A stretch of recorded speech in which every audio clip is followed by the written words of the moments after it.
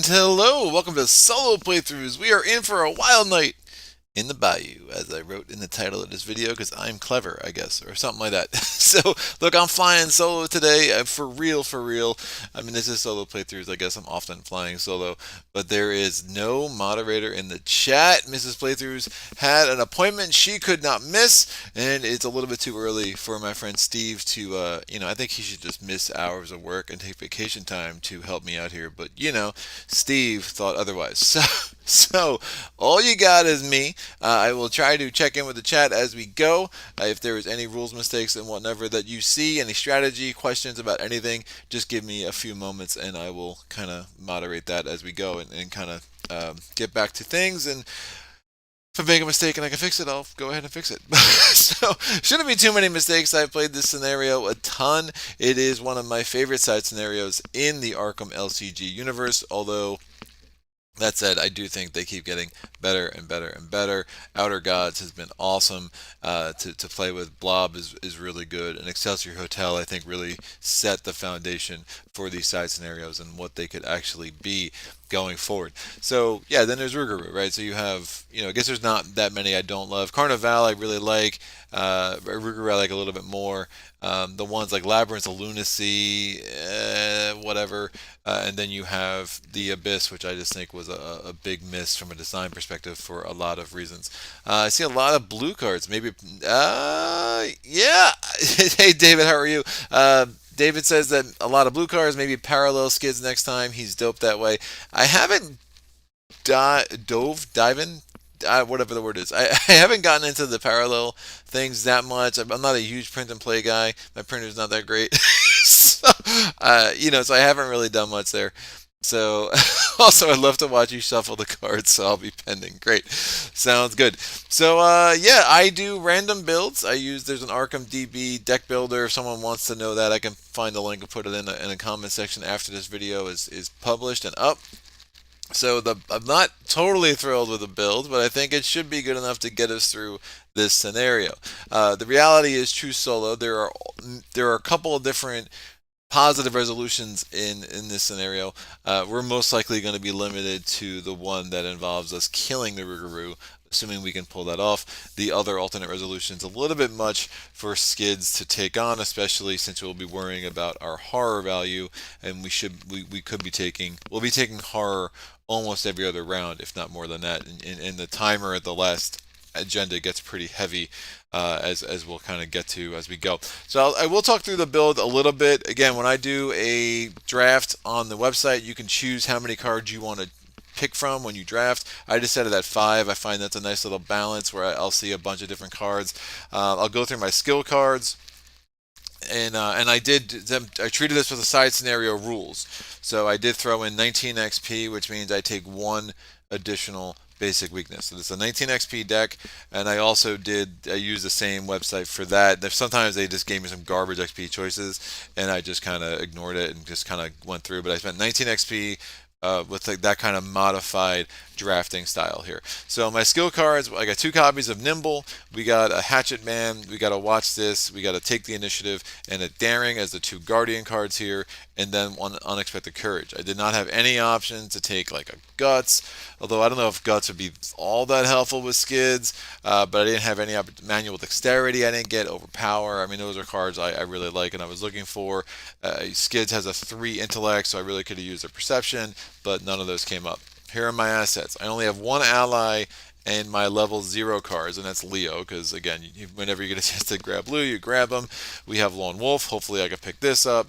I have Knuckle Duster, which is a card I don't take very often. Pickpocketing can be a good card. We'll see how many opportunities I have to evade in this scenario. Then we have 2 neutral assets and a flashlight and a knife to really can't get much better, right? 2 cheap assets that just really staples of the game as far as how I play them. Hallowed Mirror. This card is going to be everything. I'm really hoping I can get this out. Hallowed Mirror, you put it in play, you get these 3 bonded cards, and this will give me the opportunity to heal some horror. Now, it could give me the opportunity to heal damage or heal horror or damage from an ally asset that's in play, but I'll be using this to heal horror almost guaranteed, and then you also get to draw a card. So that's a cool mechanic. Hopefully we can get this out early and give me access to basically 6 horror heal. I don't have a ton of soak in this deck, so I'm gonna need that horror heal if I can get it. Events are a big part of a rogue strategy. Again, the draft is a little rough. So I'll go through my 5 rogue events that I have here. Pilfer. Investigate. This investigation uses agility instead of intellect. If you succeed, you discover 2 additional clues. That can be really huge. We are going to need clues for sure. We're going to have backstab. This is a big card for guardians. This attack uses agility instead of combat. This attack deals +2 damage. Love that card. And then we have sleight of hand. Fast. Play only during your turn. Put an item asset into play, level 0 to 3 from your hand at the end of your turn. If this asset's still in play, return it to your hand. That can be really nice. I do have an upgraded firearm over here, so to be able to put a firearm out, fire it, and then put it back in your hand, you can really get some extra value out of a firearm that way for the cost of only 1 resource to play sleight of hand. So it's really cool. Slip away can be really huge in this scenario. You're rating your intellect to your skill value for this evasion attempt. The skill value for the evasion attempt will almost guaranteed be agility, right? So I'm coming in with a 7 because it's Skids has a 4 agility and a 3 for intellect. If you succeed by 2 or more and the evaded enemy is non-elite, the ready is he becomes exhausted because you evaded him, right? So he leaves your threat area, goes to the location, is exhausted, and then he doesn't ready. So you can basically have 1 enemy just out of commission for 2 whole rounds, which is really nice. And then sneak attack, 2 cost event, deal 2 damage to an exhausted enemy at your location. Right, I almost got the upgraded one, which you can deal 2 damage to any enemy at your location that you're not engaged with. So that's a good way to get damage on a aloof enemy, which could have been huge here. I just went in a different direction when it came to drafting my XP. All right, my 4 guardian events. I have Scene of the Crime. Love that one. Spend 2. First action of a turn. It does not take an attack of opportunity, and you get 2 clues if an enemy is there, 1 clue if the enemy is not. Evidence, after you defeat an enemy, discover 1 clue at your location. Dodge, play when an enemy is about to attack you. You can cancel that attack. And then taunt, it's basically a way to engage an aloof enemy. There's other uses for it too. You can engage an enemy, engage with another investigator, but true solo, basically you're most often going to use taunt to engage an aloof enemy that is at your location without having to spend the action to do it. So it's a way to get, another action in a turn, which can be very, very important. We have lesson learned. Fast after, so I guess I have 3 more. 2 more events. I'm sorry. I'm getting to my XP cards. That's why these are separate. So XP. So I have 7 XP cards over here, and I have 1 permanent XP card. And I took another day, another dollar, because having extra resources for Skids, especially if you really want that extra, his ability, which we'll get to, where you can spend 2 resources for an extra action. I figured it'd be good to start with 7 resources, right? I mean, Pilfer is an expensive card. I had other assets. Leo's super expensive. There's reasons why I might want to have that extra resources. We'll get to my weakness in a second, which doesn't make me really happy. But because again, you build your deck even with the XP for standalone, and then you pull your basic weaknesses, except you just take 2 instead of the 1. So another day, another dollar, permanent. You begin the game with 2 additional resources. So I will start with 7 instead of 5. And then that is a rogue card. My non-permanent cards, I have 3 guardian cards here. So I took the upgraded automatic.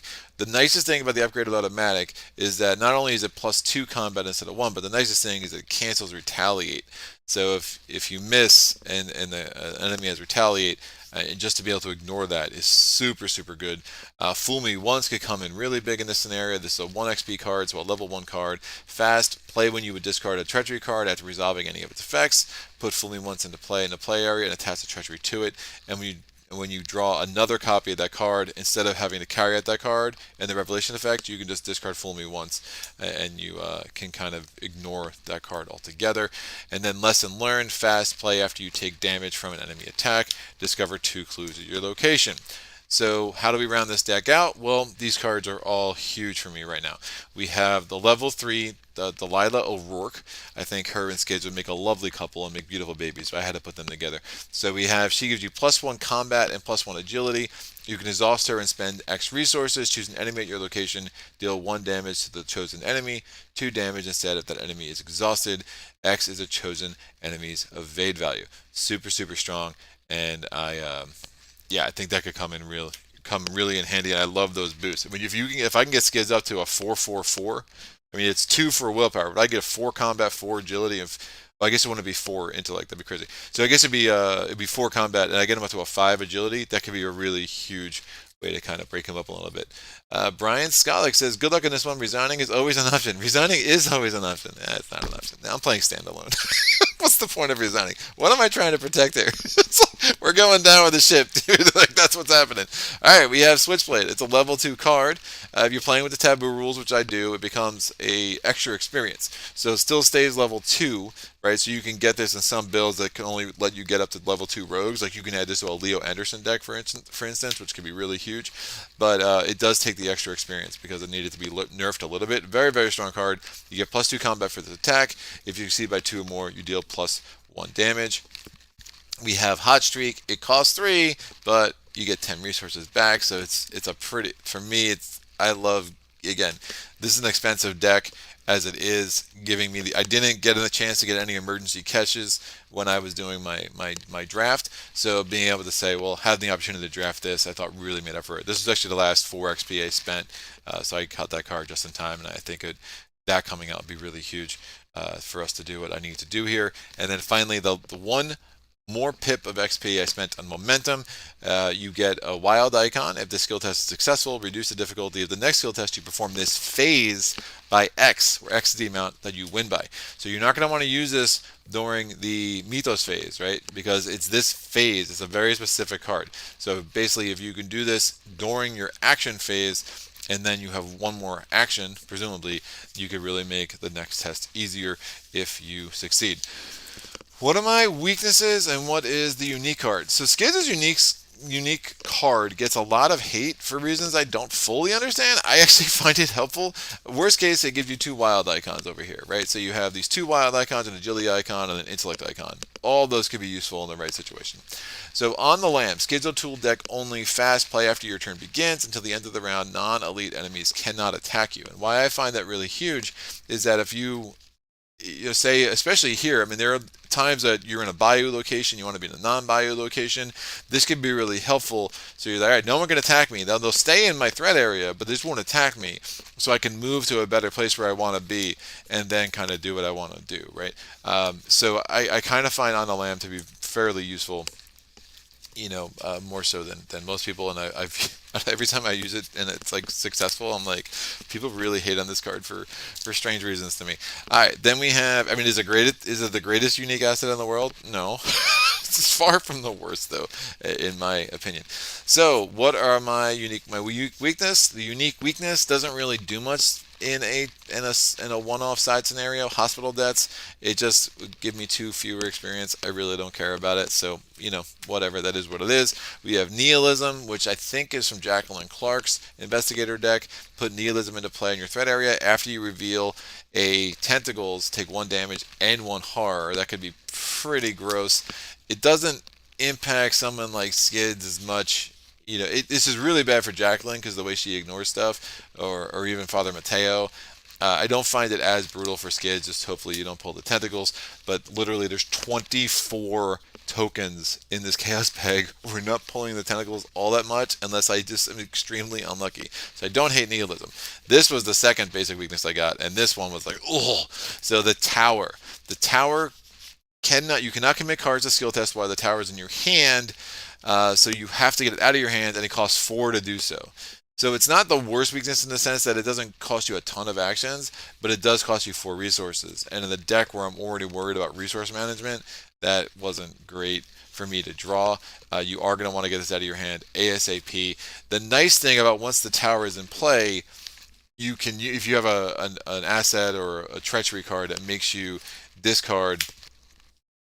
If it makes something that makes you discard an asset, you can use the tower as the asset that you discard. So that can actually come in handy because who really wants the tower? Phoenix Knight corrects me. Jacqueline Fine, not Jacqueline Clark. Yes, it is Stellar Clark. Thank you very much. And yes, you're nitpicky. No, you're the same. I'm the same way. We're good. You're totally good by me. I appreciate the correction. I really do. All right. So as I said, this chaos bag is insane. I don't know why they felt the need to put 24. Advice collect. I don't believe in nihilism, so it can't. Okay, I like it. I appreciate that. So we have yeah, it's just an absurd amount of tokens. I mean, these side scenarios are like, I mean, again, how do these side scenarios work, right? If you're playing them, for those who don't know, which I'm assuming is no one in the chat right now, but down the road, if somebody's watching this on replay, the side scenarios you can add into campaigns for the cost of experience, and they give you potential to get like an asset or two that can just really add to a campaign, and they're just fun and goofy. I don't do them all that often, but I've always enjoyed them, except for Abyss. I've never enjoyed Abyss as a side scenario. It's garbage as a side scenario. I play it as a one-off, or I don't play it at all. So I might be using. So these are standalone. I'm playing in standalone mode now. I might be using phrases and terms incorrectly here a little bit, so I'll try to get better at that.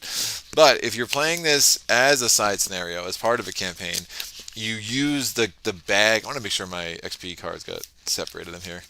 I should have pile shuffled this. All right. Yes, being neurotic. Yeah, if you're doing this as part of a campaign, you just use the chaos bag that's part of the campaign. But when you do this as a standalone scenario like I'm doing now, they have these rules for bag construction, which are just absolutely absurd. So yes, we have 2+1s. I have an elder sign. Obviously, we have it's like 3 -1s, 2 -2s, 2 -3s, 2 -4s, a -5, a -6. I think it's 2 skulls, 2 cultists, a tentacles, a tablet. I mean, it's off the top of my head. I'm pretty sure all that's right. So it's nuts. And so we're going to take these 24 things and we're going to just throw them in this bag, which is fun. Brian, have you done Murder at the Excelsior? Yes. Murder at the Excelsior Hotel is awesome.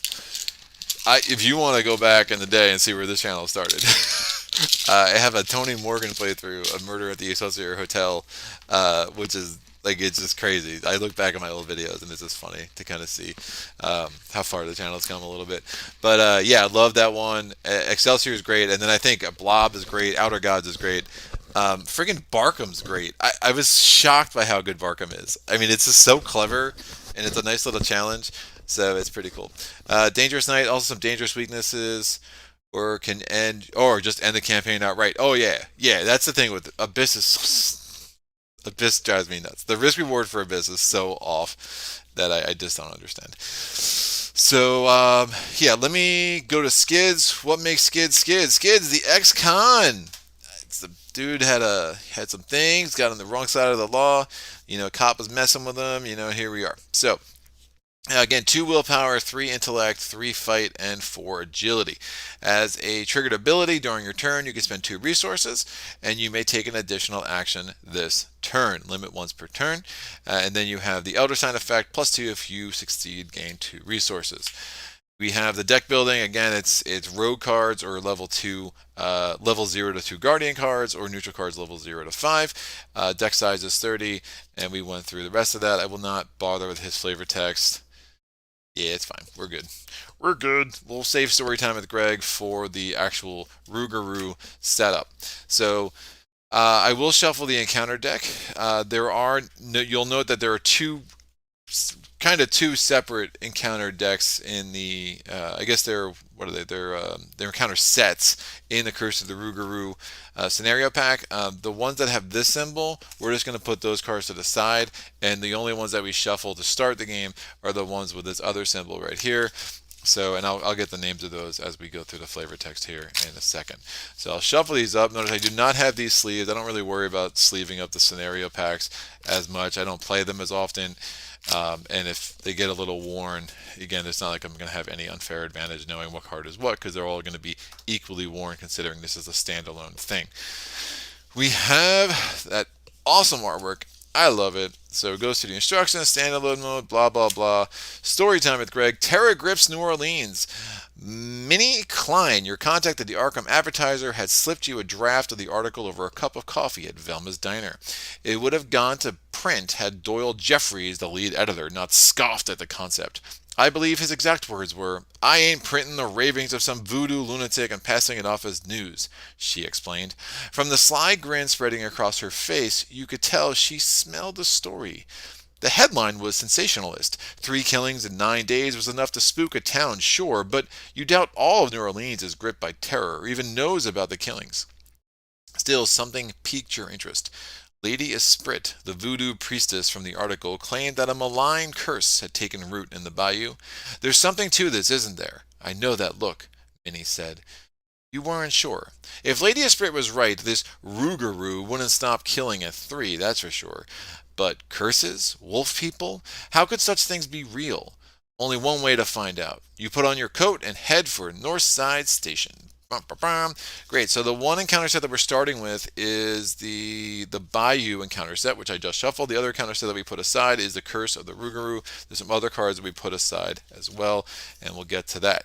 Now, there are 4 different location location types here, right? So we have the New Orleans locations, we have the Riverside locations, we have the unhallowed locations, and we have the wilderness locations. Within those locations, each set of 3 cards has 1 Bayou location and 2 non-Bayou location. So we are supposed to set one of these out of the game, and it's just never going to come back. So 1, 2, 3, 4. I rolled a 2. Bye bye Riverside. And then we're going to randomly select another one of those. So, okay, 1, 2, 3, 4, 5, 6. I rolled a 3. This is going to be our starting locations. These 2 sets of 3 cards each are just going to come outside of the game for now. Cool. So we have Unhallowed is our magical starting point here, and there's going to be a Bayou location and the 2 Unhallowed locations, and the investigators will start play in the Bayou location. Done. So, Unhallowed, while you are at Foul Swamp, you cannot heal horror or cancel horror. Take up to 3 horror. You can test willpower 7 to search the Boneyard. You get +1 for this test for each horror taken as part of this ability's cost. If you succeed, remember that the investigators have found an ancient binding stone. That would be wonderful to do. It's not that realistic coming into the 2 willpower, and it's not like I'm going to want to be taking a lot of horror here to get myself up to a 5 willpower. So yeah, ultimately we'll probably say thanks, but no thanks to that opportunity. Binding Stone be damned. We are going to draw to our opening hand. Actually, let me read the agenda. Agenda 1A, a creature at the Bayou. After arriving in New Orleans, the next day you start your investigation by asking the locals what they know of the recent killings. As you suspected, most know very little of the incidents. You do manage to find several eyewitnesses who give similar descriptions of the creature. Its lithe, muscular form, lanky arms, and wolf-like visage. A promising start, but if there is any truth to the rumors about this curse, you'll have to talk to Lady Esprit herself. So we're looking for Lady Esprit. She lives in the Bayou, as any voodoo priestess would. And finding Lady Esprit, according to your contact, Lady Esprit is a voodoo priestess who lives deep within the Bayou. Most tend to stay clear of her lonely shack. After all, the Bayou can be a dangerous place, even were it not for the recent rash of savage killings. Only investigators at a Bayou location may spend the requisite number of clues as a group to advance, and we only start with 1 Bayou location on the board, so we better be there with 1 clue. Drawing my opening hand. One of the things about the tower, which I might not have mentioned, is if I draw that on my opening hand, unlike most weaknesses that you can just kind of get away and put it as part of your mulligan, you cannot get rid of that stupid tower card. So again, that's 4 resources right off the bat if I were to draw that in my opening hand, because I would want to get that out of my hand ASAP. So here we go. And I'm just going to take another day, another dollar, just put it off the screen. No reason to take up the screen space. I draw it, well, nihilism right off the top. So we're going to set that aside. So we get sneak attack, we get unexpected courage, Delilah O'Rourke, don't hate that, flashlight, don't hate that, and scene of the crime. Well, that's a fairly strong start. We only need 1 clue to start here, and money's going to be a little bit tight. So I'm going to take the flashlight and Delilah O'Rourke. Put that over there. I will probably take... Do I want to expect the courage? Nah. Let me see what else I can draw. So I'm going to put those 3 aside.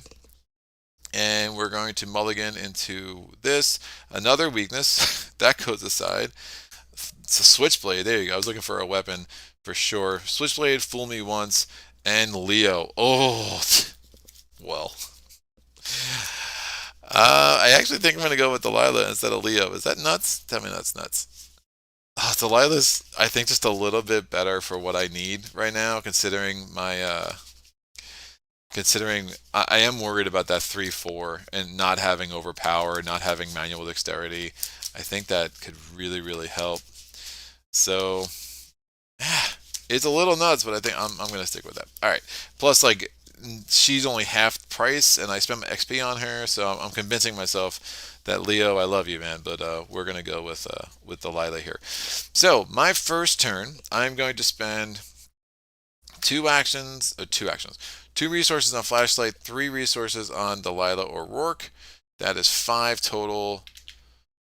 And then on my third action, I'm going to move. We're going to move to one of these two. I have no idea. We'll go left to right here. What does it say in the back of this? I have no idea.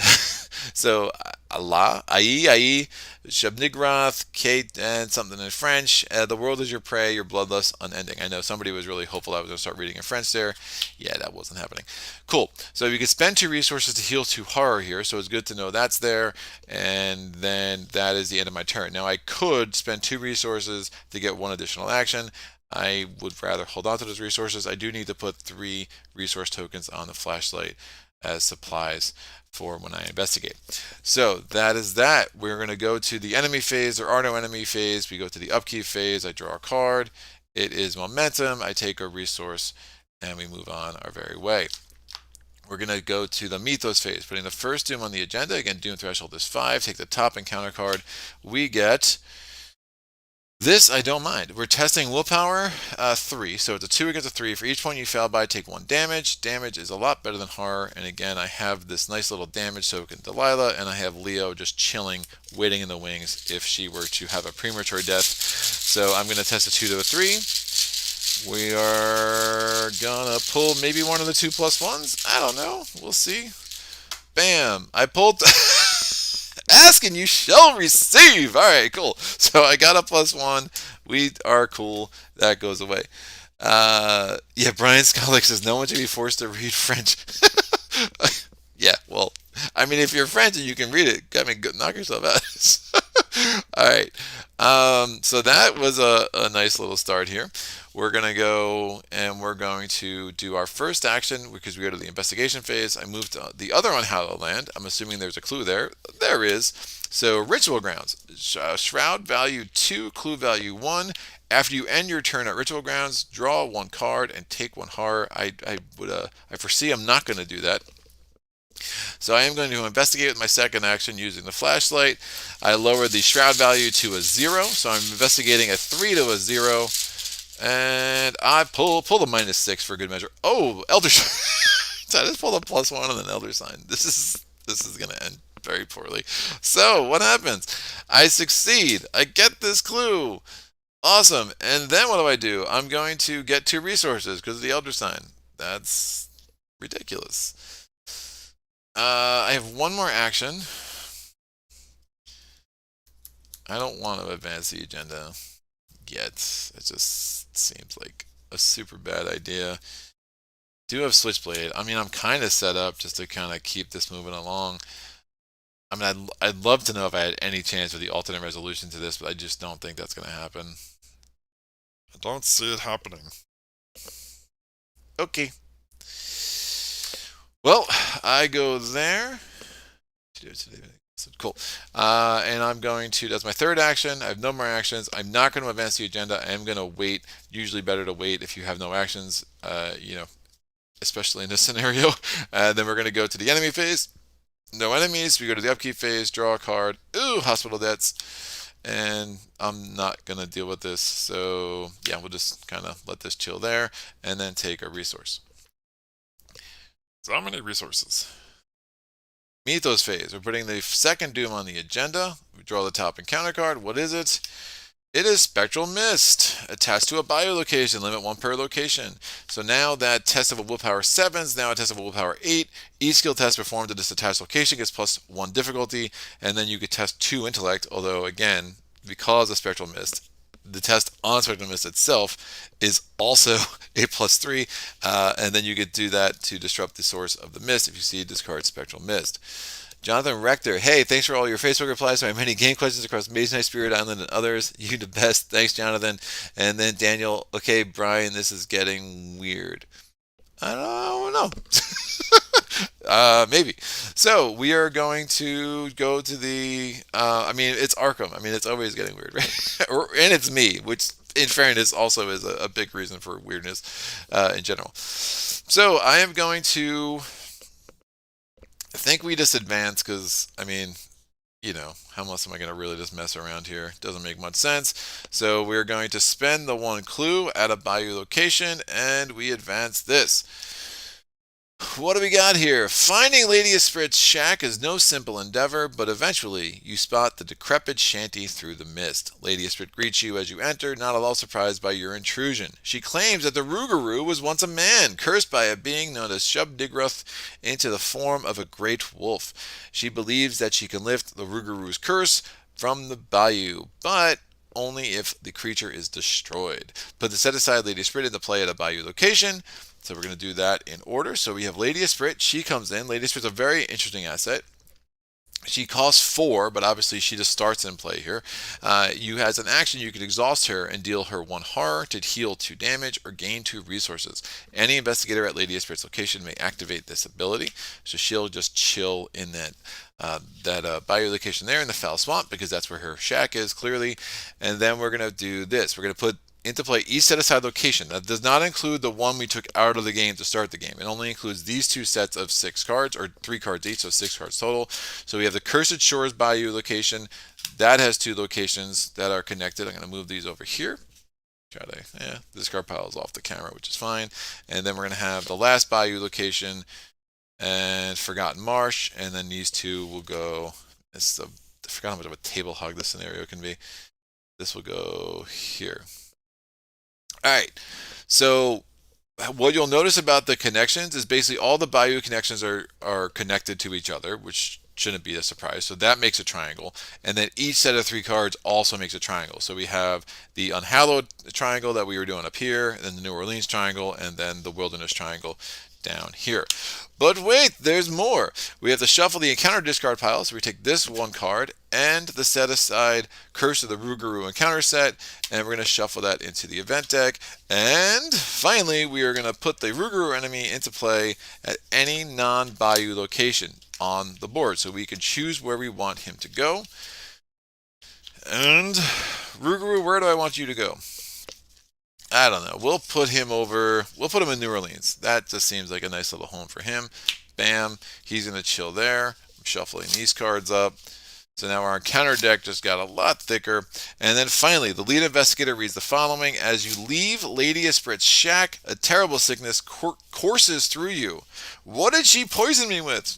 And then you drop to your knees. The lead investigator puts a set aside Curse of the Rougarou weakness into play in his or her threat area.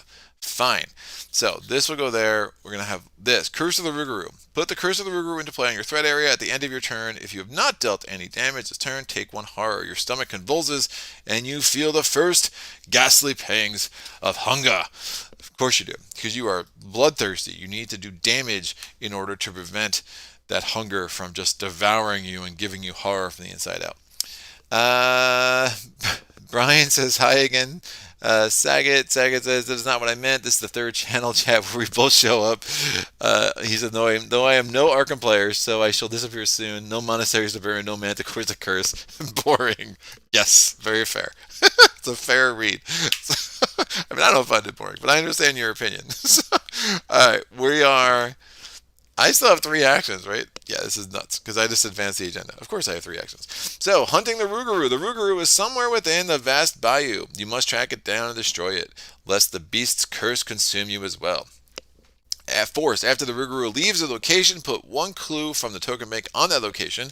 Objective, we have to destroy the beast. If we defeat him, we go to resolution 2, or maybe there's another way. When you're engaged with the Rougarou, you may choose to advance this and look at what's on the back. So I'll probably do it just for kicks, but I don't think we're going to be advancing that way. But we'll see. So the Rougarou is interesting. It's aloof and retaliate. As an additional cost for an investigator to engage the Rougarou, the investigators must spend 1 clue as a group, 2 clues if there are 3 and 4 investigators. So I'm going to need at least 1 clue to engage with this dude every time, right? After the Rougarou takes 1 per investigator damage, so only 1 in the true solo game, he is immediately going to disengage. You're going to find the location that is farthest from all investigators and move the Rougarou 1 location at a time until it enters that location. So a big part. Where did I'll put them up there. A big part of the Rougarou is kind of putting him where you want, because there will be several effects and card effects and counter card effects and such that will kind of move him around. And remember, he poops out a clue every location he leaves, which is nice, little breadcrumbs. So I have 3 actions left. It's going to be hard to deal damage this turn. That is, well, what's the evade value? So he's got a 3 combat value, 5 health, and 3 evade value. I mean, so in theory, it's just nuts. In theory, I could just exhaust or work, spend 3 resources, and deal 1 damage. Yeah, because you can't attack an you can only attack an aloof enemy if you're engaged with them, but you can deal damage to them via other means. You just can't attack an aloof enemy unless you're engaged with them. So if it's at my location, I could do that, and I could spare myself the curse of the Rougarou. This might be this could in theory be a pretty short playthrough. We'll see how the rest of this goes. But I have 3 actions. I'm going to spend 1 action to go to the Cursed Shores. I was going to do that anyway, knowing what I just kind of thought through. I could move the Rougarou here and save myself some time. Yeah, that's smarter. So, because when he comes into play, you can put him into any non-Bayou location. That is a non-Bayou location. So I will move here as my first action. I'm going to exhaust Delilah. I'm going to spend 3 resources. There's a reason why she's a 3 XP card. And that's going to put 1, so that's the evade value of the Rougarou. And I'm going to put 1 damage. Now, if he was exhausted, I'd put 2 damage, but we're just putting 1. The cost is the evade value. I had so many resources, it was worth it. Now what? Well, he took 1 per investigator damage during a single phase. So I did damage, so that this isn't going to trigger. So I'm going to just put that on the side just to show that it's not going to trigger this turn. And now we're going to find the location that is farthest from all investigators and move the Rougarou. So all 4 of these locations are equally far away from me. So the Rougarou is going to leave this location. It's going to poop a clue out. It's going to leave this location. It's going to poop a clue out. So now shroud value 2, but it would still be a 3 to get that clue. And then it's going to leave that location to go up to New Orleans, and it puts a clue there. So that was a fast action. That was a triggered ability. So I still have 2 more actions. I'm going to go here, and then I'm going to go to Cursed Shores, and we'll see what this says. So black storm clouds loom above you, watching patiently as you trudge through the bayou. Their shapes twist and churn in the night sky, blotting out the stars. Shroud value 1 with a clue on there. I could take a damage to get +2 to your skill value for the next skill test you make this turn. When you leave Cursed Shores, choose and discard a skill card from your hand. I have momentum. Well, that's not great. So I will not have momentum for long. One of these days I'm going to memorize what the 4 Bayou locations do and choose better, I guess, but that day is not today. So those are my 3 actions. I could take a 4th action. I don't want to. So this is going to ready. This is going to ready. Enemy phase. He's chilling over there. Upkeep phase. I'm going to grab a card. It is knife. I'm going to get a resource. Meet those phase. Brian says we have excellent taste in content creators. Thank you. I'll take that as a compliment. I appreciate it. And now we're going to grab our... What are we doing here? I'm grabbing an encounter card. This is the first encounter card since we've added the agenda. So remember, we have 2 kinds of encounter cards now. And we have a Swamp Leech. So the Swamp Leech can be spawned in any Bayou location. We're going to spawn the Swamp Leech here. So it doesn't have to be spawned into my threat area. The spawn instruction will supersede that. It cannot be invaded. However, when you leave, when the Swamp Leech when the Swamp Leech enters a non-Bayou location, you discard it. So thematically, what's happening is, say this was here, it would engage me. I leave the bayou, I get more on drier land. The Swamp Leech just gives me a damage and then lets go because it has to get back in the water, right? So it's a cool little mechanic, and you just discard it that way. So that stays there. I was back here, and now we have 3 actions. So I'm gonna go. I have to leave. So one of the things I was playing very wrong the first time I played this is, like, I always thought this as like requirements. So discard a skill card from my hand, and I didn't have a skill card, so I was like, oh, I'm stuck here until I pick a skill card. But then I realized it's not a requirement, but if you have one, you have to get rid of it. So do I want to get that clue? Yeah, I should probably grab that clue because I know there's a clue there. There might not be a clue there, and I need a clue to engage with Mr. Jerkface. So I'm going to use this flashlight. I'm investigating a 3 to a 0. I mean, there's with the -5, the -4, it just makes more sense to just do this. Bam, 0. I would succeed it anyway, but that's fine. I get this clue. I get this Rougarou poop. I mean, it's cool thematically too, because like every time he goes, he's leaving clues about where he's going. It's like really like there's so many smart things about this scenario, and I think at the time, like now, I think I take a lot of it for granted. But when this scenario came out, this was like in the middle of Dunwich. I think. I mean, it was really unique, for what it was at the time. So that was my first action. I investigated. My second action, I'm moving. When I leave Cursed Shore, I have to choose and discard a skill card. Bye bye momentum. I didn't want your momentum anyway. I could have taken 1 damage there, but that wouldn't have made much sense. So I have 1 action left. I'm in New Orleans. So there's a victory point there. There's 1 clue that gives me resign ability as well. So what am I going to do? Might try to get... Wondering if it's worth... I have the Switchblade. I mean, I'd be attacking a 3, 4, 5, 6 to a 3. If I succeed by 2, it does 2 damage. I'm going to want to start doing some chunk damage to this guy. So yeah, what I'm going to do is I'm going to spend 2 resources for an extra action because I'm Skids and I can do that. I could have just spent 3 resources again to deal 1 damage, but I think this will be more fun. I'm going to spend a resource to put the Switchblade in play. And remember, since I sent the 2 resources to get the extra action, I still have 1 more action. But this is fast, so I actually have 2 more actions, right? That's a fast ability, 2 resources for an extra action. This comes in fast for 1 resource. I'm going to send my third action. I'm going to engage the Rougarou and hope I don't miss here. Sure, so I'm doing a 3 to a... I'm doing a 3 to a 3, but this is 4, 5, 6 because of the Switchblade. I'm going to just discard the knife for the combat icon. So I'm doing a 6 to a 3. If I succeed by 2, I do 2 damage. Oh, I'm sorry. I'm doing a 7 to a 3. 3, 4, 5, 6, 7 to a 3. So I'm pretty good.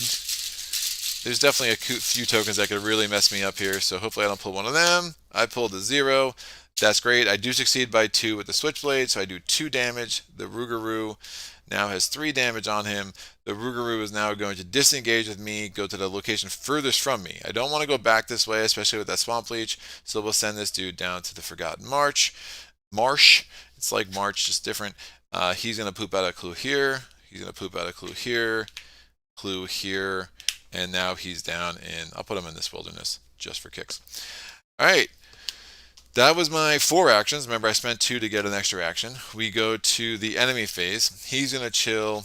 This is going to ready in the upkeep phase. I'm going to draw a card, Nihilism, get all my threat area weaknesses out of my deck, and I take a resource.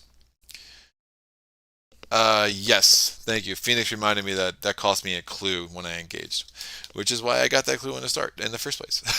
So I felt like I was forgetting something too. I'm like, what's going on? That's why you guys are awesome. I should have chat every time I play a game, all the time. All right, we go to the Mythos phase. First Doom. That is, so we're 1 away from the Doom threshold. We're pulling another encounter card. What do we get? Still the original, so still the Bayou encounter set. I don't like this one. So I am testing 3 willpower. For each point you fail by, take a horror. If you're at a Bayou location, you cannot commit cards to the skill test. Yeah, I'll probably use Fool Me Once on this because that 3 horror could really be not great for me. So, and the only way I could heal horror is over here at this point. So it's one of the reasons I'm kind of in a little bit of a rush to try to make sure I wipe this dude out. So I'm doing ripples on the surface. I'm testing 3 willpower. For each point I fail by, I take a horror, and I'm doing a 2 to a 3. That's awesome. 2 to a 3. What do we get? -3. So that modifies my test value down to a 0. So I do take 3 horror. I'm going to put 1 on Delilah, 2 on Skids. So, and this is going to go out of play. Actually, I'm going to play Fool Me Once. Fast when you would discard a treachery card after resolving its effects. So that cost me 1. Put Fool Me Once into play on your play area and attach this treachery to it. That's fine. So this will go. I'm running out of space, kids. There. That will go there. So Ripples on the Surface comes out again. I don't have to worry about it. I just discard. When any investigator draws a copy of the attached treachery card, discard Fool Me Once. and cancel that card's revelation effect. Cool. So that was the investigation phase, or the mythos phase, right? We now go to the, well, he's going to move again. I know that, but that's fine. I'm going to do the action phase. I'm going to move here. I'm going to use my last flashlight charge. I'm doing a 3 to a 0. Bam, -3. My value modifies to a 3, 3 to a 0, a 0 to a 0 is a success, so I succeed there. Flashlight stays in play even without resources. I have 2 more actions. I think I want to draw cards, because I want to make sure if I attack him again with the switchblade, I want to make sure that I can kind of put him away. Or even if I get one of my resource cards, I think it just makes sense to just get up some cards here. I don't even remember what that is. Don't even remember what that is, but I don't have the time to explore too much. So let me draw some cards. So I get the Tower. That's not the card I wanted at all. That's such garbage. That's a really bad card. I'll draw another card. It is Backstab. Okay. Well, interesting. So the Tower, again, I cannot commit cards to skill test while the Tower is in my hand. So none of that is great. End of my turn. I did not do any damage. A Curse of the Rougarou is going to give me a horror. Upkeep phase, I'm going to draw a card. We get Lone Wolf. I take a resource. That's fine. Mythos phase, we're putting 1 Doom on the agenda. That does advance the agenda. I can take a damage there to get +2 for the next skill I make this turn. Oh, that's strong. It's really strong. Alright, we're advancing the agenda. A violent storm rolls in as your search continues. Black rain clouds conquer the sky. The air thick with humidity. You recall that all of the recent killings took place late at night under the cover of dark clouds. A shiver runs up your spine, and you cannot help but wonder, what if you were next? Shuffle the encounter discard pile to the encounter deck. I don't have a discard pile, right? Do I not? No, yeah, because I attached that there, and the Swamp Leech came out. Yeah, so we don't have a discard pile. If the Rougarou is in play, find the non-Bayou location with the fieldless clues. There are no clues on New Orleans, so we're just going to send that dude back home. Bam, that's way better. And if he's not in play, after advancing, add a Doom to the agenda. Agenda 2, the Rougarou feeds. Around you, the Bayou feasts. Flesh rips and jaws snap just beyond the trees, and the light droplets of rain ripple under the surface of the water. You can't tell exactly where the sounds are coming from. Perhaps it's the dreadful ambiance of the Bayou itself. Counter card, what is it? It's another Swamp Leech. Spawn in any Bayou location. Sure, we'll put it in the Forgotten Marsh. Could I finish this turn? Maybe. Maybe. Probably worth it. It's probably worth it. Yeah, so I'm going to take a damage with my first action. That gives me +2 to the next skill test I make this turn. I'm going to move here. This flips. A Shroud value 1. I can try to get a creepy strange doll. I'm doing an agility test of a 7. Yeah, that's super fun. So I have 1 action left. I'm going to spend 2 resources with Skids' ability to give me 2 actions left. I'm going to engage. I'm not going to forget to discard the clue this time, and I have 1 action left. I'm going to test a 3, 4, 5, 6, 7, 8 because I took this damage on the Bayou location. So I'm doing an 8 to a 3. If I succeed by 2, I have defeated the Rougarou with this garbage in my hand. What do we got? Don't pull the tentacles. I'm doing 8 to a 3. -3. That modifies me down to a 5. 5 to a 3. I succeed by 2. Does 2 damage. Rougarou has 5 life per investigator.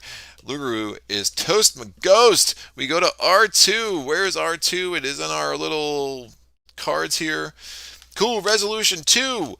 The creature gives a pitiful wail as dark, miry blood oozes from its wounds. By the time its body collapses into the mud, it is transformed back into its original form, the form of a young, dark-skinned man, his expression twisted in agony. You bring his body back to Lady Esprit, and she works her strange magic, removing the stain of the curse from the land. Call on me should you ever need my help, the mysterious woman tells you. In your campaign log, record that the Rougarou is destroyed and the curse is lifted. So this gets removed. You get experience points, and then I can also add Lady Esprit to my deck, which I normally would, and that is fine. So yeah, not the most exciting playthrough with Skids. There wasn't that much we could do. The alternate resolution is, I don't want to spoil it, but again, it's worth checking out. Spoiler alert, a little bit of a spoiler alert. I mean, you're gonna need to figure out a way to either get that binding stone or get that dial. That's often the hardest part of it, but you're also gonna need to get some other stuff that just didn't come into this playthrough. And it's one of the reasons I do like the Curse of the Rougarou, because it does have so many ways it could go. But normally that is 90 times out of 100. No, forget that. 95 times out of 100. If I play this scenario, that's going to be my resolution. I'm going to find a way to get 5 damage on the Rougarou. I do feel that this scenario does scale a wee bit harder co-op. That could just be small sample size. I haven't played a co-op all that much. But at that point, you need to get 10 damage on the Rougarou. He's jumping all around. We got lucky in the encounter cards that came out. Some of these cards can be really, really brutal. A lot of times, you'll notice I didn't want to end my turn in the location adjacent to the Rougarou, because sometimes he'll just he'll just wallop you out of nowhere, and he's doing 2 and 2 every time. So that's a lot to take. Yeah, but the encounter set really cooperated. There's some really interesting enemies in here. You got the Dark Young Host, which again is another black goat of the woods. Common with that part of the mythos. You have the Marsh Gug, who's pretty cool. The Bog Gator is a super fun, super thematic enemy. But yeah, what was coming up? The Cursed Swamps. There we have Insatiable Bloodlust. You would attach to the Rougarou. He gets +1 horror, +1 fight, +1 damage. I mean, this scenario can start going sideways on you quick. So this was a pretty tame, easy playthrough. Nice little introduction to the Rogue series. But you saw Delilah, that's a really strong ability she has. The upgraded Switchblade. I mean, that's 6 of my XP right there. You saw how important was this. So that's 9 of my XP that really came into play in very few rounds. And so that was really strong. And then just being able to spend those 2 resources for Skids. Skids is cool. I had a nice playthrough with him. I think the last time I played Skids, I did the Return to Carcosa true solo with Skids, and I pulled off a victory there. And that last scenario on the Return to was really hard. Really hard. I didn't think I was going to have a chance, and just got a nice little sequence of events right at the end. Brian says, well played. Thank you, sir. Thank you for giving me a nice chat. I like these. I like this afternoon time slot, so hopefully this is working better for people. If anyone really misses the 6 p.m. time slot, I know Daniel does, and I'm pretty sure he's long gone by now because he finds Arkham boring. Because I can't burn a monastery for him. Let me know in the comments. I'm continuing to try to play with things, but the 3 p.m. Eastern Standard time slot has been working for myself and Mrs. Playthroughs, who does send her regards, of course, even though she can't be here. What's coming up? I have a no events. Oh, Daniel should be here for this. He'll be happy about this. I have a no events Spirit Island playthrough that I'm publishing on Sunday night, which is going to be with Wildfire. Excited about that. I have editing my second Space Hulk Death Angel, the card game, for next Wednesday. I have a Gaia project I'm planning to get out the Sunday after that. So a lot of exciting things. My next live playthrough, I have no idea what it is off the top of my head, so I'm not even going to make that up. I have a top 10 Maze Night coming out sometime in July. So really cool things. Just past 2,500 subscribers. Thank you all for being a part of that, and really appreciate everyone's support as this channel continues to grow and be something I love to do. So, questions, comments, epiphanies, put them in the comment section below. We'll be back I don't know when I'm going to get a Jenny playthrough on, but we're going to go to Carnival with Jenny. I'm thinking sometime in late July, maybe August. So we'll see when I can get another Arkham on the channel for the Arkham fans amongst us.